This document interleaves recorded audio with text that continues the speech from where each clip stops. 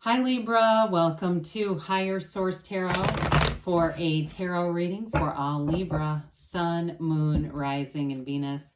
Thanks to all of you for all the support. I appreciate you all very much. I send you love and positive energy every day. And if you are new here, welcome to you. I post new readings on Friday, then again on Monday. So if a reading doesn't resonate, come back in a couple of days. You can watch a new reading.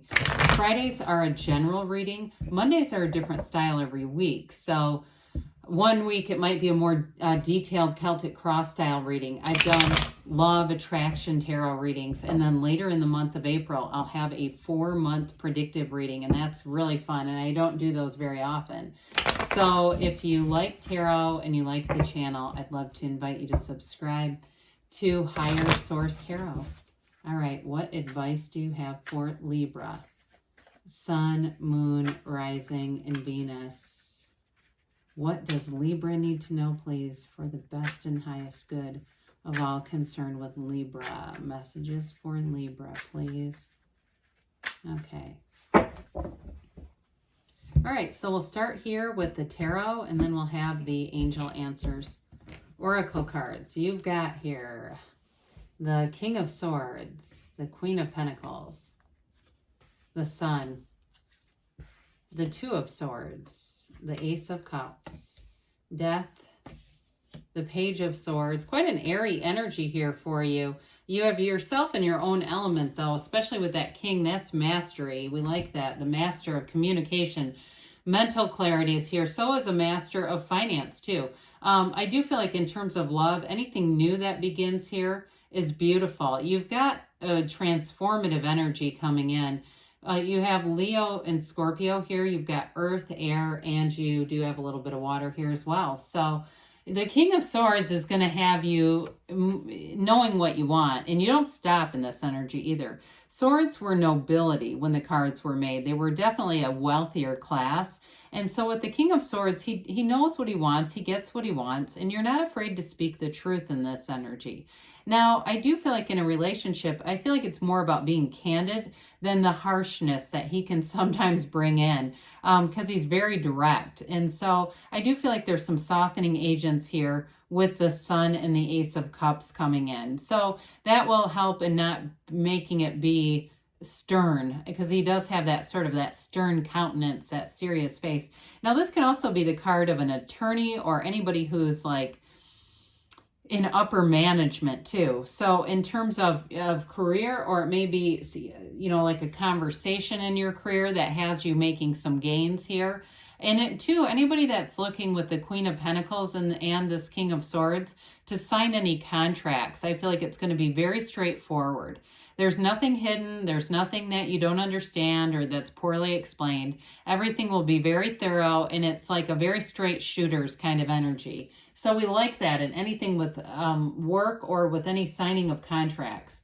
So with the Queen of Pentacles comes in, this is an energy where you're looking great, feeling great. She is a beautiful queen, and people notice it too. So with this Queen of Pentacles, though, you see the scale of that pentacle. There's no other pentacles here to show you, but it's oversized because she's making gains financially. She's very smart with money, so you'll have a wonderful aptitude for recognizing what to buy, what not to buy, and it won't feel like lack. It really is about, that just doesn't appeal to me because it's a waste of money. It's like you have great discernment of what your big picture is here and how to get there. It's also a card, though, where you have wonderful balance in terms of work life, because she loves her family. And so if you don't have maybe you have a family of origin, but maybe you don't have kids and all that kind of stuff, it's also about being involved with your community, like your friends, having enough time for everything around you. But she spins straw to gold, though, too.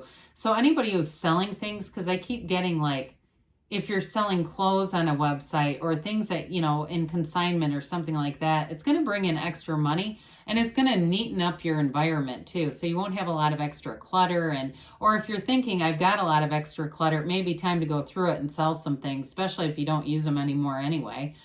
So with the Sun card here, this is gains. I mean, it is really a card of true joy. It's a regeneration. You have a a life without limits with the energy of the sun. And honestly, for some of you, there's a rebirth. I mean, you've got the sun in the card of the death card, but there's a rebirth here. Something really beautiful shows up here. We don't shy away from death in the tarot. In fact, we actually embrace it. Because it's wonderful transformation. And so as you make your way up the scale in the tarot towards the end of the major arcana, the sun is the second from the last, or the third from the last, really. You've got judgment after this, but it's a card of really attracting people who will be in sync with you. It's this high vibrational waves of the sun. It brings in love that's unconditional, but you have this internal compass that says this is a match. And you won't shy away from it. You'll go right towards it. This is a card of attainment and victory. That androgynous child waves what's called the banner of victory.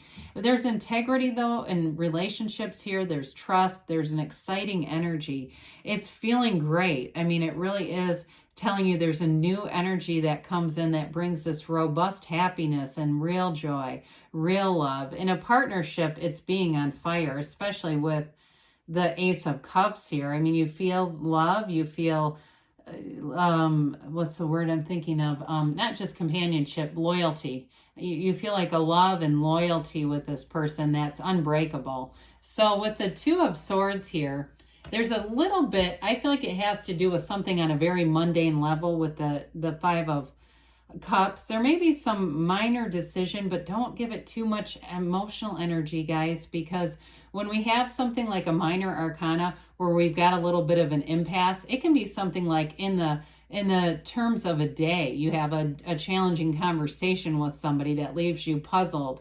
And we don't want to let that get too much collective energy and let it get bigger in our lives.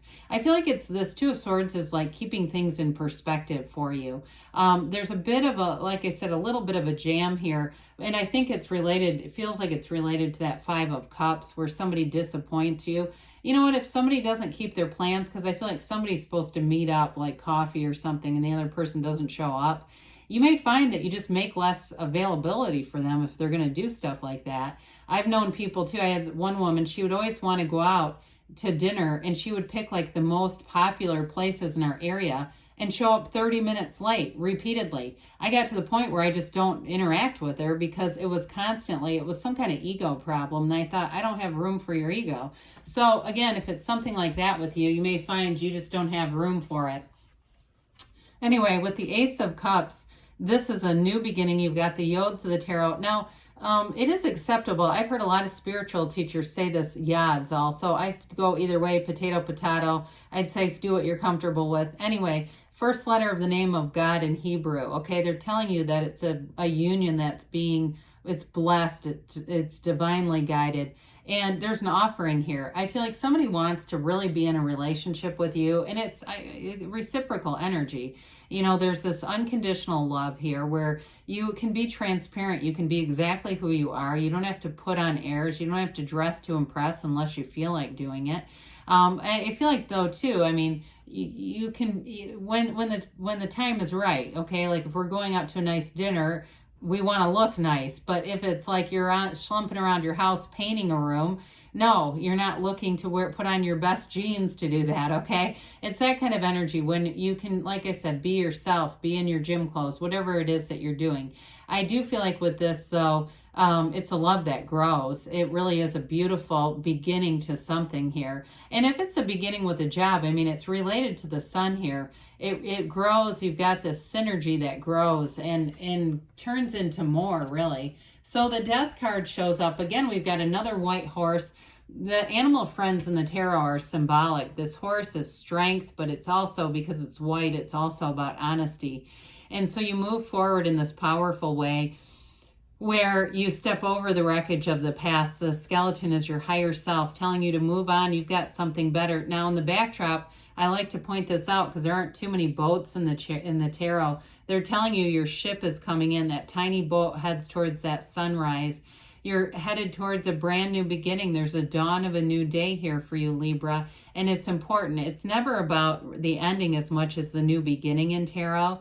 So death is, we must die to be reborn. And it's from the letting go of the old the past, that you have a new life and a rebirth showing up here. So you may feel like your energy is almost boundless with this. You get this sort of push into a new energetic field where you feel alive, you feel full. And with the Page of Swords, pages are messengers. So I do feel like this may be related to the Two of Swords, Five of Cups. Maybe somebody who just has a bit of an edge to them. They're in a bad space themselves. So be aware of that. If you have somebody, Abraham Hicks used to say, somebody comes into a room and says, God, I'm having a terrible day, run. You know, because their energy can really pull you into, if you allow it, of course, a lower vibrational field, and you don't want that. So this can be somebody who kind of says things and has to apologize later. You don't have to apologize for something you didn't say. So there's communication here, but he's not nearly as good at using his sword as the king. So I almost feel like you have a side sub-story here going on with a minor conflict with somebody. And it might make you a little bit sad, but fives are about mediation too. So you may have just enough forethought with the tarot gives you guidance, right? You see this thing coming. You have just enough forethought to turn around and guide it into the two upright cups and this bridge that goes home.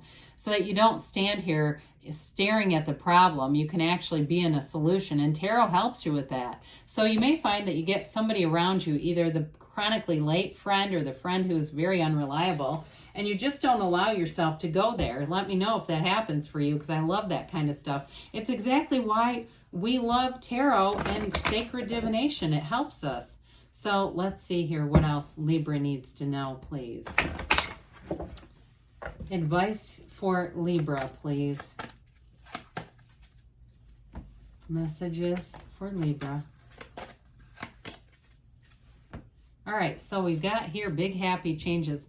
I haven't seen this in quite some time. It's true. There's good things coming here.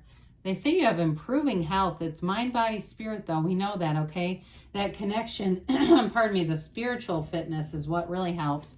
Peaceful resolution. I like it with that, just that minor situation going on over here within the next few months. So things are really going to heat up in the summer, I feel like, especially with the energy of the sun. That can become very important. They tell you don't stop because good things are on the way. I love you, Libra, and I'll be back again soon.